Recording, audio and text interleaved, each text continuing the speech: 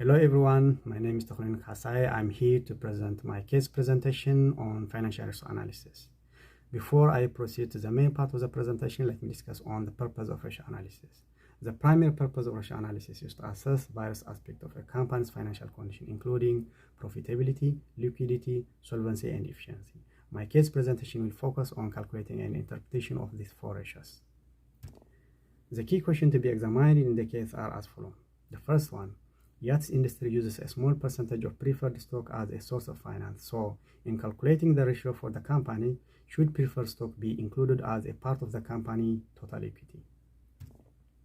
In calculating the ratio for the company, preferred stock is generally treated as a part of the company's total equity. Preferred stock is a type of equity security that typically represents ownership in the company. However, preferred stock differ from common stock in several key aspects. The first one is in dividend priority, the second one is in liquidation preference, and the third one is in voting rights. Preferred stockholders have higher claims on dividends compared to common stockholders' equity.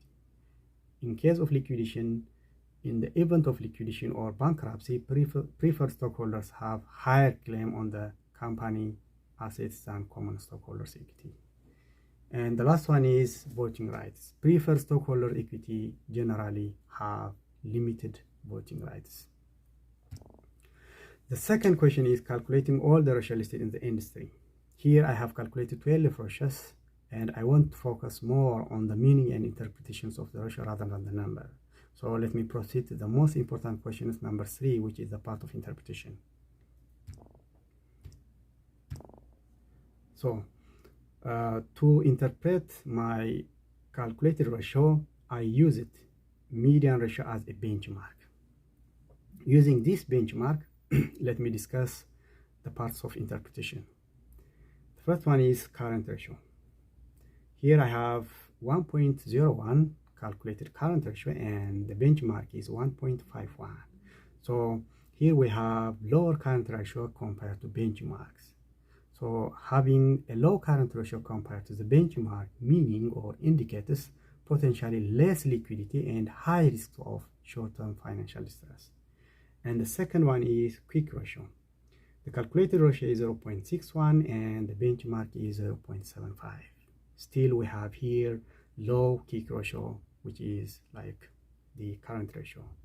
So similar to the current ratio, the quick ratio is lower than the industry median, suggests or this indicates lower ability to cover the short-term liability with its most liquid asset. The third one is total asset turnover. Total asset turnover ratio have 1.52, that is the calculated ratio, and the benchmark is 1.27. So here we have high total asset turnover compared to benchmarks. So the company has higher total asset turnover ratio compared to the benchmark, and this indicates more efficient utilization of asset to generate sales revenue. And the next one is inventory turnover. The calculated inventory turnover is 21.90 and the benchmark is 14.38. We have too high inventory turnover compared to benchmark. So the company or the calculated inventory turnover ratio exceeds the industry or the benchmarks, which suggests a fast rate of inventory turnover and potentially more effective inventory management as compared to the benchmarks. However, having too high inventory may lead the company to the risk of stock out. The next one is receivable turnover. Here, the calculated ratio is 32.74 and the benchmark is 70.65. So here we have also high receivable turnover compared to the benchmarks. So the company have high receivable turnover compared to the industry median, meaning or indicates a faster collection of account receivable and potentially more efficient credit and collection policies. And the next one is debt ratio. We have 0.55 calculated debt ratio and the benchmark is 0.56. So the debt ratio of the company is slightly lower than the industry median or benchmark, which is suggests or shows or tells us low reliance on the debt finance compared to industries. So low debt ratio means the company is using low debt to finance its operating or finance activity. And the next one is debt to equity ratio. The calculated ratio here is 0.93 and the benchmark is 1.13. So here the debt to equity ratio is lower than the median ratio or the industry's median ratio, indicating a lower proportion of debt financing related to equity financing in its capital structure. The next one is equity multiplier. Equity multiplier, we have 2.2 and the benchmark is 2.13. So the equity multiplier is slightly higher than the industry median. So this suggests or tells us a high degree of financial leverage. And the next one is interest coverage. We have 7.02 and the calculated result, and the benchmark is 8.21. So we have low interest coverage as compared to the benchmark, which means the company ability to pay its interest expense using operating income is low than the benchmark. And the next one is profit margin. We have 8% profit margin, that is the calculated ratio, and 7.48 is the benchmark. So here the profit margin is slightly higher than the industry median, indicating relatively better profitability. And the next is return on asset.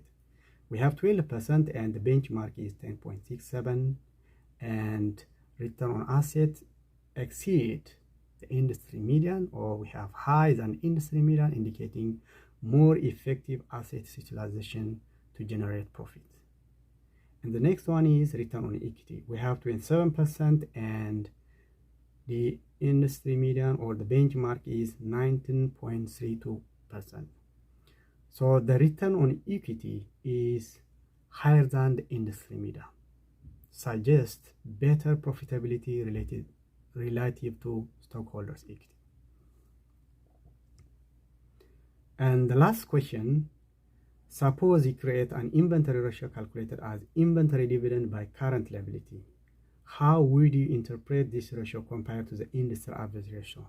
Here we don't have a calculated inventory ratios and we don't have benchmarks, a calculated inventory ratio, but this is simply an assumption questions. So I have two answers for this question. The first one is, if the company's inventory ratio is higher than the industry average, it may indicate the company is holding relatively a large amount of inventory compared to its current liability. And in other way, if the company inventory ratio is lower than the industry average, it may suggest that the company is maintaining leaner inventory relative to its current liability. So that's all about my presentation. Thank you. Bye.